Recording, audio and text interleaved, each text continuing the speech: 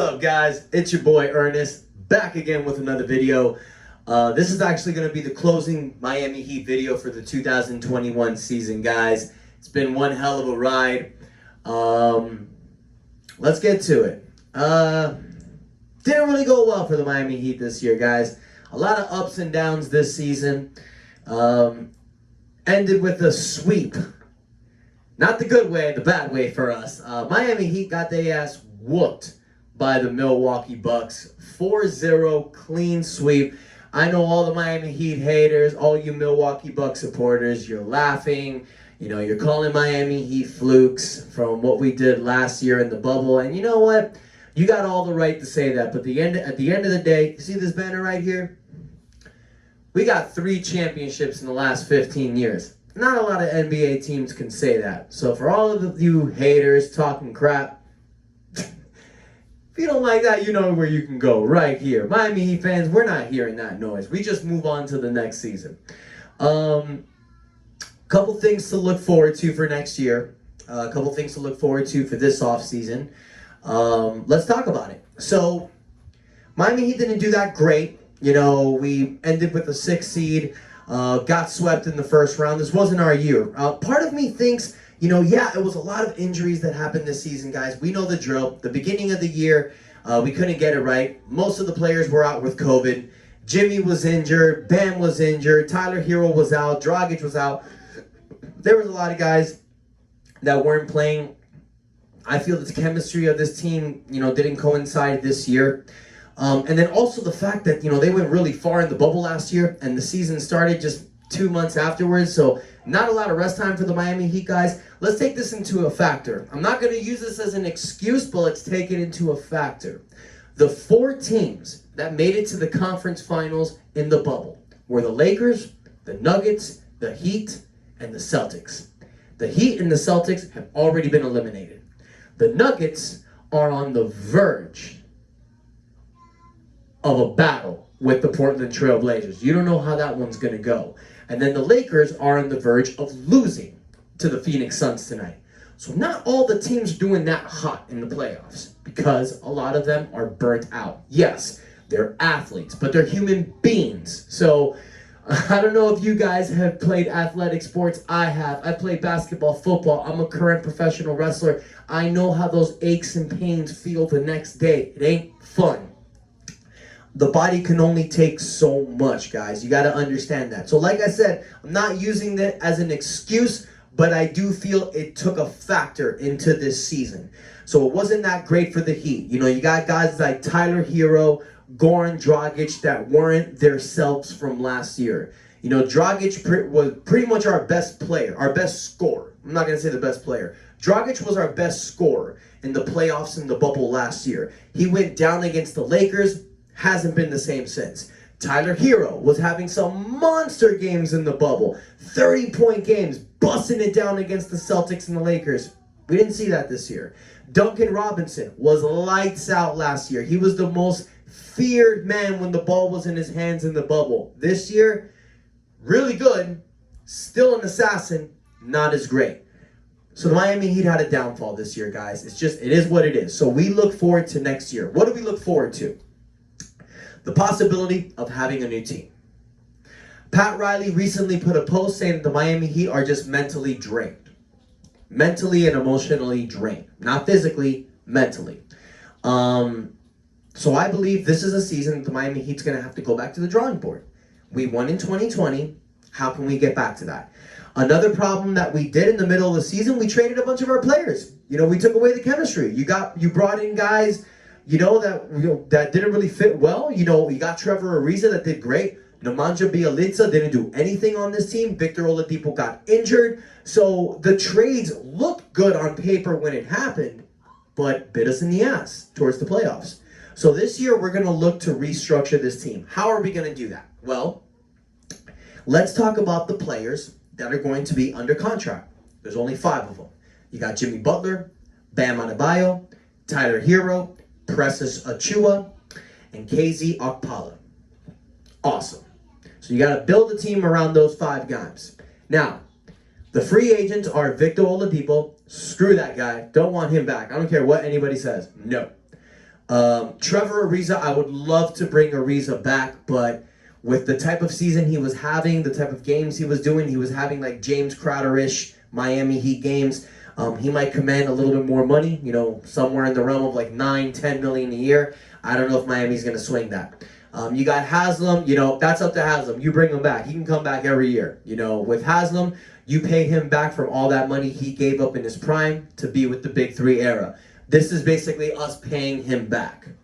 Nemanja Bjelica, bye. Dwayne Dedmon, I'd love to bring him back, but I believe he's going to have the same scenario as Trevor Ariza. These guys might get a contract for $10 to $15 million a year. It sounds crazy stupid, but this is the same league where Luol Deng was given a 4-year, $72 million contract from the Lakers, and the same team gave Timothy Mozgov 4 years, $64 million. In this league, it can happen. So if they're willing to come back in a bargain, if we're able to split up our mid-level, look, we might have $9 million in the mid-level exception this year. I have no problem splitting that money up between Dwayne Dedmon and Trevor Ariza. 4.5 for you, 4.5 for you, or 5 for you, 4 for you. I'm cool with that. But if we got to dig into our salary cap to bring these guys back, bye. Here's the reason why. Miami Heat needs to go for a home run this offseason, okay? Fact is, you got to compete with these other teams. You got Brooklyn, Milwaukee, and Philadelphia. You got to compete with them next year. How do you compete? You bring another home run player. The first player we need to go after, and Pat Riley needs to get in a room with, is the guy I've been talking about for months, Kawhi Leonard. The Clippers are down 3-2 in the playoffs against the Mavericks. This is upsetting Kawhi Leonard. He signed a 3-year contract with the Clippers 2 years ago. He can opt out after this year. If they lose in the first round, or hell, even if they lose in the second round, if they somehow get past the Mavericks and lose, I see him opting out. Reason why is Kawhi is a guy that likes to keep his options open. He's 30 years old, so this next contract he's going to get is going to push into his 30s. So now you need to really figure this out. Which, by the way, I think he's been doing smart with these small contracts. Genius. Kawhi Leonard will change this team. Obviously, he's a team changer. Kawhi Leonard and Jimmy Butler are low-key really good friends. They work out together in the offseason. They communicate with each other, and they have the same dog-like mentality. And guys, you get Kawhi here. Kawhi is LeBron. Jimmy Butler is Wade. Bam Adebayo is Bosh. We have the new big three in the NBA. My opinion, that is what this franchise needs to get. You get Kawhi Leonard, it is a game changer. We are the favorites in the Eastern Conference. With Kawhi, I believe it is going to be a dogfight with Brooklyn, and I would love to see that. Brooklyn, Miami, their big three against our big three. What a great main event that would be. Now, let's say you strike out on Kawhi. He decides to stay with the Clippers. Okay, you have another option. Miami Heat proved this offseason that we were having trouble in the guard position. Okay? That's why we got Victor Oladipo. Without Oladipo, we are struggling in the guard position. I've talked about this many times. So what do? If you can't knock out with Kawhi Leonard and get the obvious big three, you got to round out your team. So what do? You get Kyle Lowry. Kyle Lowry is another player who has a great relationship with Jimmy Butler and Bam Adebayo. He is a dog, just like this Miami Heat organization loves. He will fit in with the Miami Heat culture. And guys, he is a great offensive and defensive player. This is a guy that can really help us on the defensive end playing against guards. Yes, he's 35 years old, but guys, 35 is not that old. If you take care of your body, eat right, and really position yourself into the right position, look at certain players. Look at Chris Paul. Look at LeBron James. I'm not comparing him to LeBron. I'm not comparing any human to LeBron. But it can happen. With Kyle Lowry, you have to understand that you got to give him at least a 2 to 3 year contract, But those are tradable with the player option year. Understand that. I'm all for bringing in Kyle Lowry. I think that's a home run shot. Kyle Lowry and Kawhi Leonard are two game-changing players. These are two guys that they will come in and they will turn our organization around. Now, the Miami Heat have $28 million in salary cap space. Once we get hold get rid of some of the cap holds with certain players, we can free those numbers up to be able to afford Kawhi Leonard or Kyle Lowry.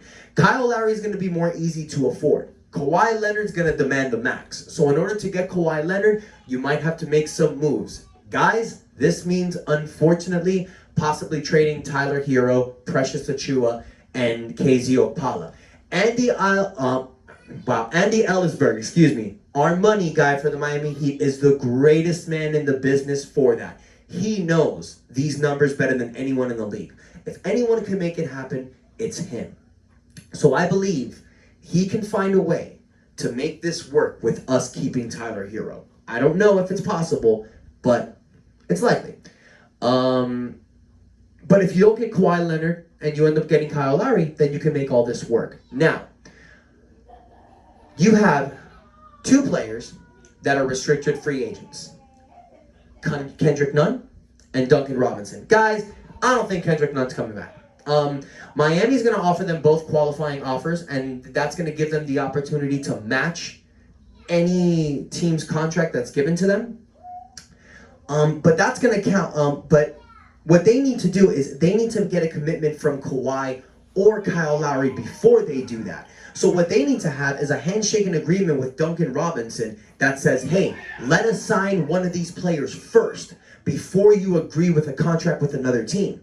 Because let's say, for example, if Orlando offers Duncan Robinson a 4-year, $80 million contract, Miami Heat have, I believe, 3 to 5 days to match that offer. If they don't, he goes to Orlando. So Miami needs to have a handshaking agreement with Duncan Robinson that specifically says, look, we are trying to win and trying to win now. We want to keep you. But you have to let us get one of these guys first. Because if we match your offer before we get these players, your numbers are going to hit our salary cap. We need to go over the salary cap to bring you back. So we got to get one of these players first, and then we need to sign you.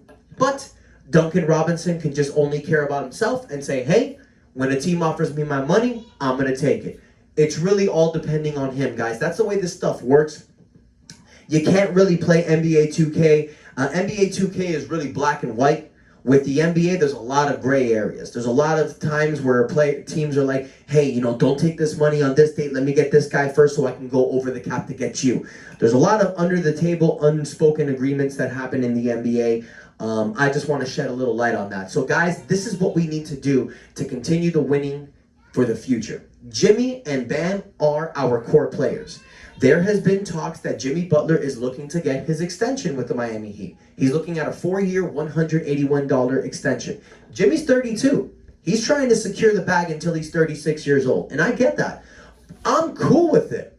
I'm seeing certain players playing into their 30s, playing into their mid-30s. Guys, Jimmy's going to play at this high level until he's 35, 36. So you're basically securing him for that time. And by securing him now, you have Bam for the next 5 years. Bam, we know what our team's going to be with the next few years. We've solidified our Miami Heat team. We are dogs for the next few years. Now it's just time to round this team around, get the right players. How do you do that? Small free agent signings. Get the perfect players. Get the perfect guys that'll fit into the role. Get perfect draft picks. Guys, let's say we strike out on Kyle Lowry and Kawhi Leonard. There's other players out there that I'm looking at that would be perfect with this team. Even if we bring the same players back. Guys, Lonzo Ball is out there.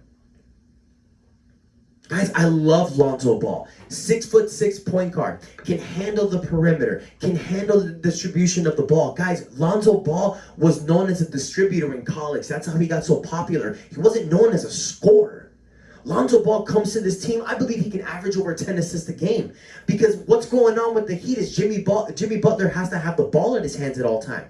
You take the ball away from his hands, give it to Lonzo, and let Jimmy create from there. With the pick and roll lobs that he's going to dish to Bam, Lonzo Ball would be a great addition here.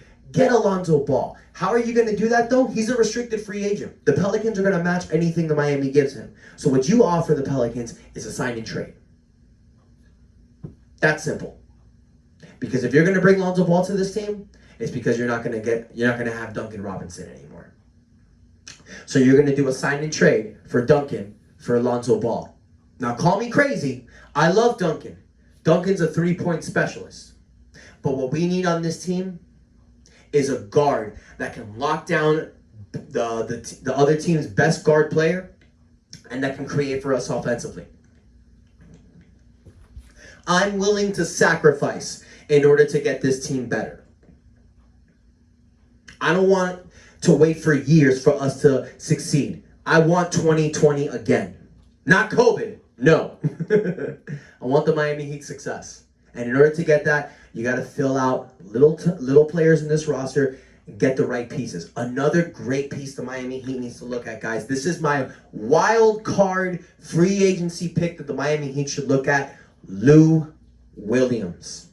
Lou Williams will be an unrestricted free agent this offseason, and it won't cost a lot of money to get him, guys. This is a guy that can score off the bench. He gives you points, and that was something we were lacking in the playoffs. We didn't have anybody that was coming off the bench that was putting up numbers. You know, Dragic would do his thing here and there, but Lou Williams is a bona fide scorer. You can get Lou Will for maybe like $4 to $7 million into the season. Get him on a 1 year. It might work, man.